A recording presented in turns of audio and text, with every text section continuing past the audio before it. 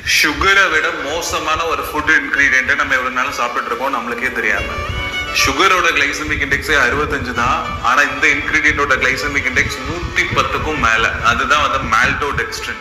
FSSAI act படி food ப்ராடக்ட்ஸ்ல maltodextrin இருந்தா no added சுகர்னே போட்டுக்கலாம். ஸோ கம்பெனிஸ்லாம் இதை பயன்படுத்திட்டு மால்டோடெக்ஸ்ட்ரின் ஆட் பண்ணிட்டு அவங்களோட ஃபுட் ப்ராடக்ட்ஸ்ல சுகர் ஃப்ரீன்னு வந்து மென்ஷன் பண்ணிக்கிறாங்க.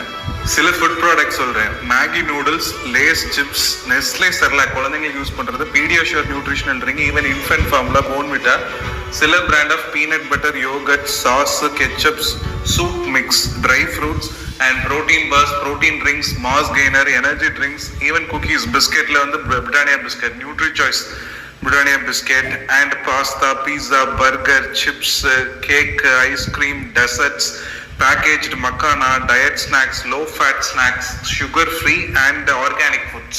Food products oda ingredients list வந்து பாருங்க. ingredientsல maltodextrin or modified corn starch, modified rice starch, wheat starch இந்த மாதிரி மென்ஷன் பண்ணியிருந்தா கண்டிப்பா யூஸ் பண்ணாதீங்க. More dangerous. கண்டிப்பா டயபெட்டிஸ், கொலஸ்ட்ரால், ஃபேட்டி லிவர் வரதுக்கான சான்ஸ் அதிகம்.